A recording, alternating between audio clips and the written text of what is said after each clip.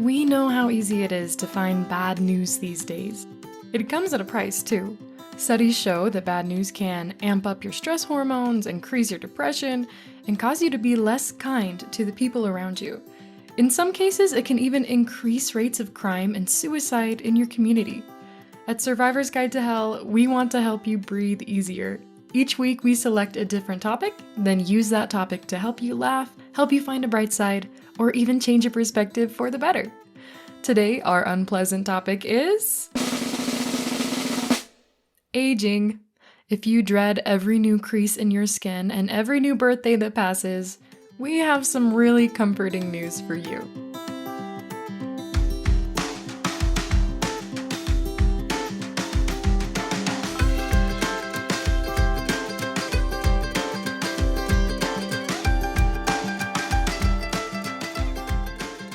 A few months ago, we told you the tragic story of Tithonus, the man that fell in love with a goddess. The legend goes that Eos, the Titan goddess of dawn, wished to keep the mortal Tithonus as her lover throughout eternity. She went to Zeus and requested that he grant her new boyfriend immortality. Zeus acquiesced. However, because Eos did not also wish eternal youth for her lover, Tithonus was doomed to age forever until he was nothing but a decrepit patch of bones. He was laid on a bed, fated to babble nonsensically, long after Eos abandoned him. Gratefully, Tithonus was eventually turned into a cicada by the pitying gods. Evidently, even being an insect is better than eternally getting older. For all their shortcomings, I have to agree with the gods on this one. In fact, a lot of people would. It seems that aging is one of the most despised features of a human being's life. So much, in fact, that the anti-aging market is worth about $50.2 billion US and growing. To help you grasp the enormity of that figure, think of this. The United Nations estimates it would take about 30 billion a year to end world hunger. That's 20 billion less. Sure, there are some elements of getting older that are indisputably unpleasant. However, there are some bright sides to aging that are not only worth noting, but worth looking forward to. In Act 1 of today's podcast, we'll discuss some superpowers that come with aging. Then we'll talk about blue zones, the areas of the world where people live longest, and what these people are doing to stay healthy and kickin'. Finally, we'll talk about one particular retiree who used tea, a sitting chair, and a little goodwill to save lives on a regular basis. Time to turn off that soap opera and pour an ice-cold glass of prune juice. Let's discover the joy of getting older. Act 1. Your grandparents' superpowers. If you think that getting older means you've reached your potential and it's all downhill from here, think again. Sure, aging has some real drawbacks, but what we often overlook when we're staring in the mirror, cursing our forming wrinkles, are the serious superpowers that come with aging. Today, I'm going to try to convince you that seniors are as close to superheroes as it gets. Granted, the powers I'm about to list don't apply to every granny and gramps out there, but for those who fit the bill, and statistically speaking, that's most seniors, the capabilities may surprise you. Power number 1, the ability to predict an oncoming storm. When it comes to predicting weather, you probably use a smartphone app, which is backed with a host of devices designed to predict what weather you'll be experiencing in the next few days. Despite all these modern implements, you may still find yourself caught in a downpour a mile from your home with 2 toddlers squealing in your stroller while your weather app says that there's not a drop in the sky. But I'm not bitter. Not everyone needs a device to know when a storm's a brewin'. Ever hear some crazy old codger claim that a storm was on its way because he could feel it in his bones? It turns out that's not some crazy old codger after all. That man is a living barometer who can literally detect spikes and drops in air pressure without a single piece of equipment. Unless you're a senior yourself, I bet your knickerbockers that you can't do that. According to Dr. Sarah Miller and Dr. Joseph Horrigan, the idea that an elderly individual can feel the weather in their joints is not just a wives' tale. The key to this issue is barometric pressure. which drops immediately before storms appear, says Dr. Miller. Recent research has found that the changes in barometric pressure actually do exacerbate inflammation in arthritic joints. Dr. Horrigan explains, when a high or low pressure system comes in, people may report aches and pains, even when it's not terribly cold. What they're experiencing is the impact of changing barometric pressure on fluids in the body, namely joint fluid. So what if storm detection via arthritis isn't quite as sleek as laser beam eyes or bulletproof skin? The ability to sense shifts in the weather is significant. For centuries now, humankind has used machines as a measuring stick to compare its own power with. If you've ever seen Terminator, iRobot, or RoboCop, you may catch my drift. I'm a cybernetic organism, living tissue over a metal endoskeleton. Those who triumph over machines are celebrated, like railroad worker John Henry versus the steel driving machine. Those who fail, like chess champion Kasparov versus a supercomputer, are mourned by the rest of us, who wonder when we'll be outmoded by something you can purchase at Best Buy. When it comes to rivaling modern machinery, however, it seems our seniors may just give our weather apps something to reckon with. Power number 2, invulnerability. If you've ever played a video game where your avatar can become invulnerable, you know just how useful that power can be. Even when you're surrounded by enemy warlocks, giant princess-stealing turtle dragons, or a malicious street fighter, a few seconds of invulnerability can make you untouchable just long enough to conquer your enemy. If you were to walk into a bingo hall and take a look around, you probably wouldn't get the feeling that the seniors you saw were invulnerable. In fact, after seeing a few oxygen tanks, walking canes, and wheelchairs, you may feel quite the opposite. While it's true that we all face increasing frailty as we age, there are certain aspects of your friendly neighborhood senior that are far more resilient than the same aspects of their younger counterparts. In fact, in some cases, with some seniors, you may even be tempted to say they're invulnerable.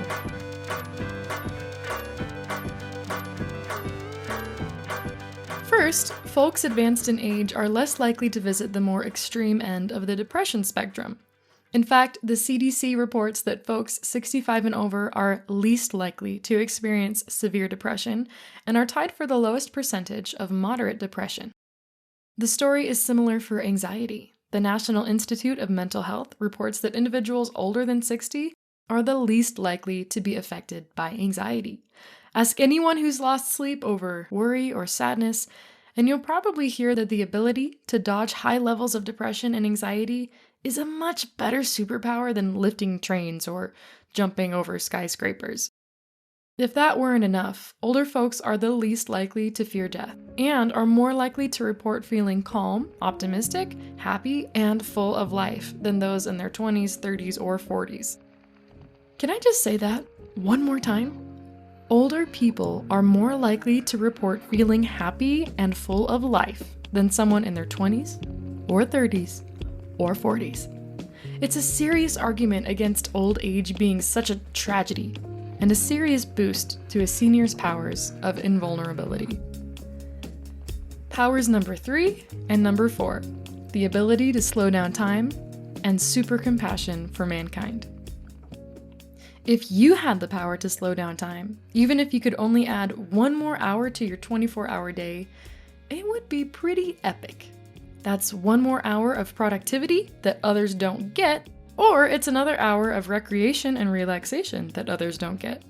Ask any stay-at-home parent, business-minded busybody, or strung-out student if they'd like to be given an extra hour in the day, and you'll probably hear a resounding yes. Well, seniors, they get to do that, in a way. Out of any age group, older folks tend to need the least amount of sleep. When someone is first born, they'll spend somewhere between 14 and 17 hours sleeping every day, much to the benefit of both mother and child, who need some time to recover from the trauma of childbirth. That sleep requirement drops as we age. At approximately 65 years of age, you'll only require between 7 and 8 hours, about 1 hour less than the average needs of a younger adult. Of course, everyone's different. A 27-year-old may need only 7 hours of sleep while their grandma still enjoys 8, but in general, you can expect to need less sleep the older you get. This gives our seniors more time in the day to cross off those bucket list items, or simply relax in front of a favorite book. Who could turn their nose up at that?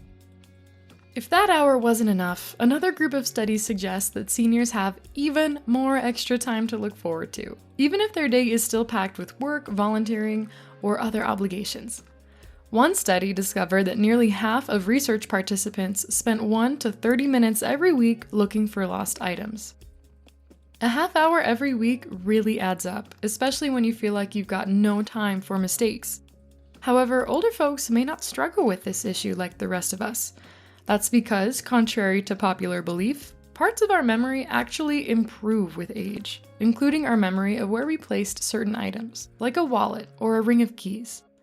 While you are still searching for that damn cell phone of yours, older folks may be enjoying the extra time they don't have to spend looking for things. With that extra time comes extra potential for an older person to do good. Our senior friends and family have a greater propensity for self-awareness, good decision-making, emotional maturity, empathy, kindness, and generosity. Seeing as they are the most financially stable of the age groups, they are armed with the monetary power to put that empathy, kindness, and generosity effectively into other people's lives. Superman wouldn't be Superman if he didn't have a profound sense of compassion for the people around him. Turns out, the older generation is much the same way. So let's go over this one more time. Older people have the ability to extend time, so to speak. They possess a form of invulnerability to some of mankind's greatest blights. They have the compassion of Superman, the intuition to make better decisions than the rest of us, and to boot, they can sometimes predict the weather. If that's not like a superhero, I don't know what is. Act 2. Where people live the longest and how they do it.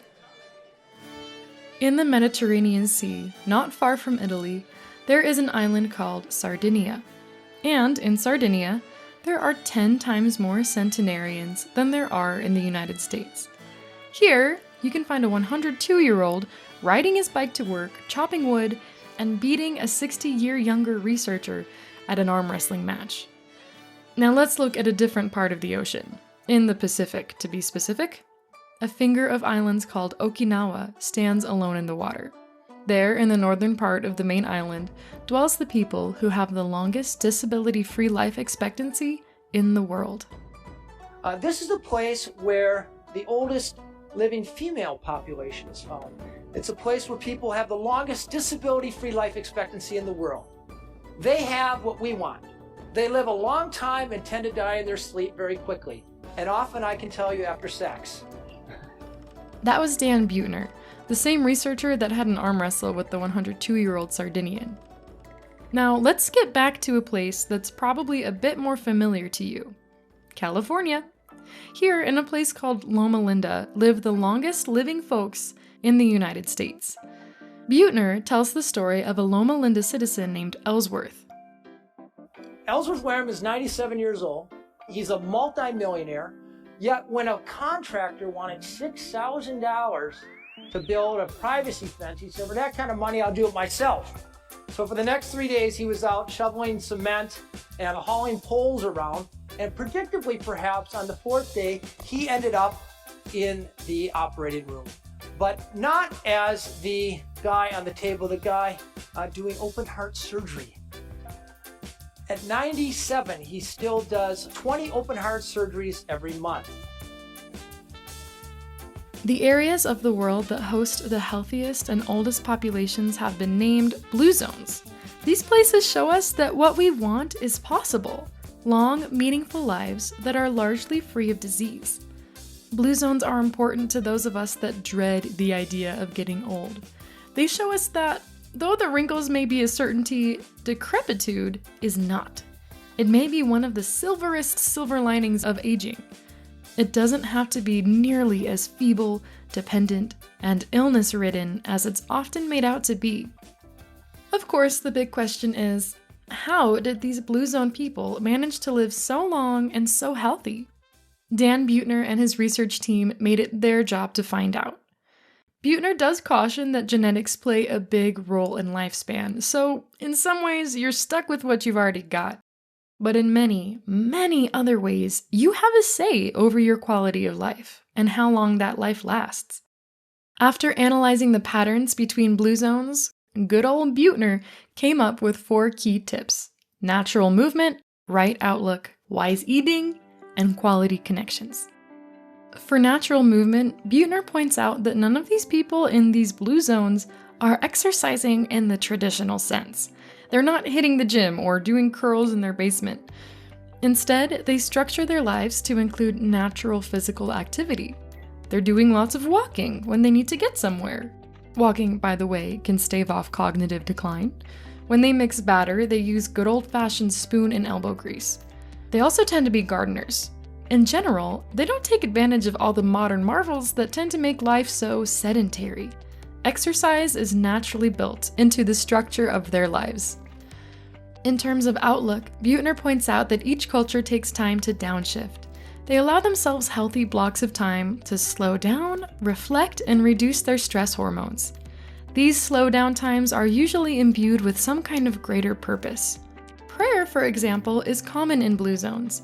In Okinawa, ancestral veneration gives participants time to breathe deeply and contemplate big picture meaning. The Okinawans also use the word ikigai, which essentially translates to reason for being. They believe that they have a special purpose and special joy that gives them the spark to get out of bed in the morning. When Buettner says outlook, that's what he means in a nutshell: time to relax and a sense of greater purpose. Then, of course, there's the way blue zone people eat. Buettner points out that each blue zone culture has a plant slant. In other words, they may not be complete vegans, but their diet emphasizes plants in a greater magnitude. They also don't overindulge. Buettner pointed out a common saying, and pardon my pronunciation. It goes, "Are achi bunmi," or eat until your belly is 80% full. And some good news for our liquor connoisseurs: Blue Zone residents typically have about 1 alcoholic drink a day. This conservative amount offers some heart benefits and assists in the winding down and socializing that is so key to a healthy lifestyle. Finally, the last item on the list of what makes blue zones: quality social connections. Blue zones typically have cultures designed to help people belong. For example, the Loma Linda Blue Zone is primarily Seventh-day Adventist, and they often have social gatherings with their congregation. In Okinawa, women are grouped together at a young age for the primary purpose of companionship. All through their life, they have the sublime pleasure of the same close friends to support them and celebrate them. Of course, family is extremely important in blue zones. Young children often have the pleasure of spending significant amounts of time with their grandparents and even great-grandparents, learning about the value of family relations. If you're looking to age gracefully, age long, and to live to develop some of those superpowers we talked about, then remember the blue zones. Blue zone wisdom may just be your ticket to one of the most coveted of all possessions: a long and healthy life. Act 3. Donald Taylor Ritchie, the man who saved hundreds by taking a seat and pouring some tea. Okay, if you're a little tired with all the yammering about science and statistics, don't worry, I'm almost done, I promise. I've got an incredible story in the tubes for you, but first there's something you need to know. Positive psychologist Neil Pasricha, who, by the way, is a big fan of the Blue Zone studies, made an alarming announcement. The 2 most deadly years of a human lifespan are the year one is born and the year one retires. The year you are born part makes sense. There's a host of ailments that are specific to, or can easily take, our littlest ones. But the year we retire, isn't that the holy grail of lifetime achievements? The year we're all salivating over each time we have a bad day at work? How could it be one of the deadliest years? Are golfing and bingo more dangerous than they appear? According to Pasricha, Two of the key reasons retirement is so dangerous is that you're likely to lose a huge part of your social life, and you're also likely to lose a huge chunk of your purpose. Remember Ikigai from the Blue Zones research? The reason for getting out of bed? That's what Patricia is talking about when he mentions purpose. Turns out, when people quit working for good, they tend to lose a significant portion of meaning in their lives. However, there is a way to retire without trashing your social life and your reasons for existing. That is where our hero, Donald T. Ritchie, comes in. Donald was a tall man, observant, compassionate. After his time as a seaman for the Royal Australian Navy, Donald became a life insurance salesman. But he didn't just sell life insurance. Don was life insurance. His home, a contemporary-style building nestled behind a low stone wall, faced an incredible view. Don and his wife, Moya, could look out a front-facing window and see a scene that many vacationers-to-be only dream of. Gorgeous, jutting, multicolored cliffs studded with plants and undergirded with a luxurious blue ocean that stretched for miles. This Australian sprawl of cliffs and sea is called the Gap. And Don's home was literally across the street from one of the cliff's edges. From their window, Don and Moya could watch tourists stop on a nearby walking trail that traced the Gap's edge and lean on the safety fence to enjoy the view. But the Gap had a darker side to its existence. It wasn't just a tourist spot for people who planned on returning home one day. It was a magnet for suicides. It was reported that the Gap saw about 50 suicides a year, nearly one every week. Yeah, we'd been here only a short time before I realised that a lot of people were coming over here and looking at the view, and next thing I'd find they'd disappeared. Don soon began to recognize what it meant when someone got a little too close to the cliff's edge. Perhaps he was beginning to detect the body language of the lost, too. These weren't adrenaline junkies that wanted to get a few feet closer to the drop. They wanted to drop. You couldn't just sit here and watch them. I mean, or I couldn't. He formed a simple plan. Don and his wife would spend a little more time looking out their windows. When they saw someone with the posture of the doomed, Don would calmly leave the house, walk about 150 feet over his yard, the street, and the walking path, then ask the person on the cliff's edge one question. Is there something I can do to help you? He'd offer a cup of tea, or a beer if preferred, and some time to chat. Miraculously, these people staring down their own deaths would accept the invitation. They'd follow him on the brief walk back to his home, and enjoy anything from that steaming cup of tea to one of Moya's home-cooked breakfasts. As they indulged, Don settled down and offered a listening ear. This was what Don called offering them an alternative. He refrained from counseling them or preaching his opinions on life. Really, he was just there to listen. As Don grew older, he became more skillful at talking people down. While many of these forlorn strangers would step to safety at Don's first invitation, others required more coaxing. Don would find himself having the chat right there on the cliff's edge, striving to win the person's trust and return them to safer venues. But for all his gentle nature, Don didn't always take the softest approach.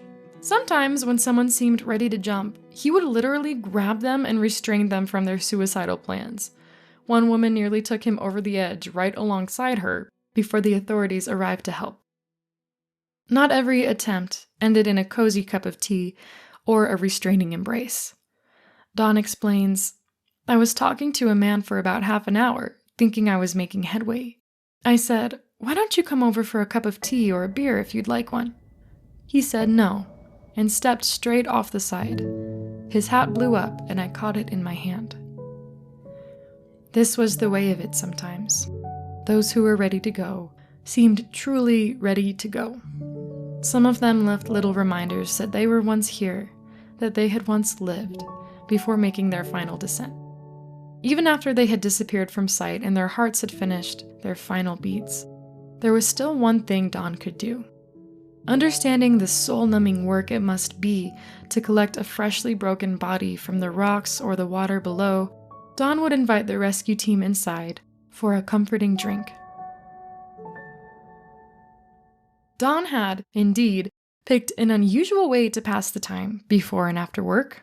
When the time came to retire from life insurance, he maintained his post at his window, continually watching and continually inviting desperate people into his home.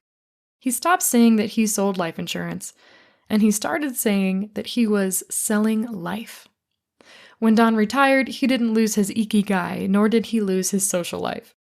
Granted, the social environment he had picked, late night and early morning chats with desperate strangers, was a far cry from an employee break room at work.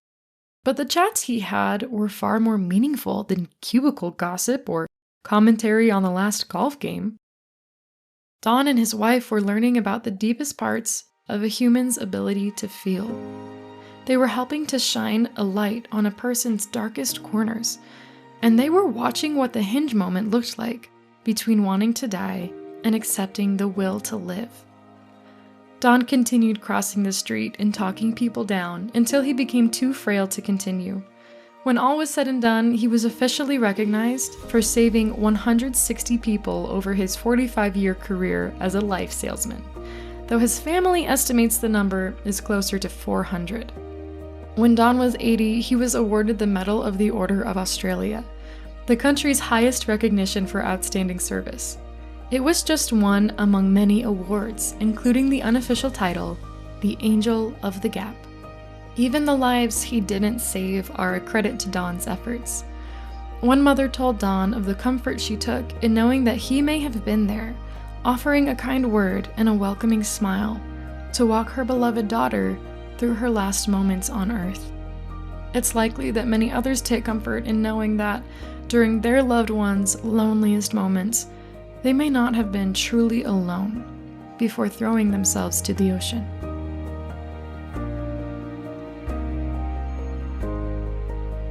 Even the life insurance-toting, life-selling Angel of the Gap couldn't stick around forever. Donald Taylor Ritchie died in 2012 at the age of 86. A portion of the walkway surrounding one of the Gap's cliffs was named Don Ritchie Grove in his honor, marked with a cement barrier low enough to rest on, and inscribed with these words: "Always remember the power of the simple smile, a helping hand, a listening ear, and a kind word. Don Ritchie." Who knows? Maybe Don still is the Angel of the Gap, waiting around the cliff to offer a feeling of companionship and love to the forlorn people who still visit there. Regardless, Don is certainly an example of the noble powers a person can carry long after the youth in their skin has faded and that retirement day has come and gone. Here's something Don may have wanted you to know. If you've ever thought about suicide, even if you weren't considering the option for yourself, you've probably realized that death isn't the real goal. People are simply looking for a way to stop the pain. Research shows that talking to someone at risk reduces the odds of them taking their own life.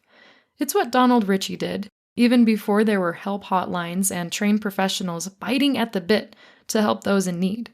If you would like to talk to someone about suicidal thoughts, you can call the National Suicide Prevention Lifeline at 800-273-8255, or simply Google the words suicide hotline, where you'll be given the option to call or message with someone who wants to listen. And believe me, there are people who do want to listen. That is the end of today's stories, but I do want to make a quick shout out. While I wrote this episode, I thought of every single one of my amazing grandparents. I'd like to dedicate this episode to all of you and give a special thanks to Papa Bart, who helped foster this production from the very first episode. Thanks, Grandpa. You definitely have those superpowers. Now, we invite you to join us for our weekly Silver Liners Challenge, which is designed to be an easy, actionable step you can take to help boost your week and help you survive hell. Here it is, the Silver Liners Challenge. Do something this week that your older self will thank you for. Feel free to share your experiences in the comments of our website, survivorsguidetohell.com, or on our Facebook page. If you'd like to see the videos and pictures that often accompany our episodes, like an interview with Donald Ritchie, check out our website, again, at survivorsguidetohell.com, where you'll also find much more information, including our storytelling code of ethics. We're always looking for cool news stories. If you have something to share, please visit our site and drop us a line. And remember, if you liked this episode, please subscribe on Apple Podcasts, Stitcher, Spotify, YouTube, and many other streaming platforms. When you subscribe, you no longer have to go searching for episodes. They'll be delivered right to the place you listen to your podcasts. Simply open the app or website you use to listen to your podcasts, find Survivor's Guide to Hell, and click the subscribe button. You'll also be helping to support us as we spread our good vibes. If you like Survivor's Guide to Hell and would like to contribute to our good vibes, then you're already on the right track. Just listening is the best thing you can do. We've also seen amazing results when our listeners share our episodes with others. If this episode made you think of someone, send it their way. They may be grateful for it, and we will be too. Last but not least, our cheesy joke of the week. A retired man now volunteers to entertain patients in assisted living homes and hospitals. He visited one hospital in Brooklyn and brought along his portable keyboard. After telling jokes and singing songs at patients' bedsides, he said farewell and, "I hope you get better." One elderly gentleman replied, "I hope you get better too."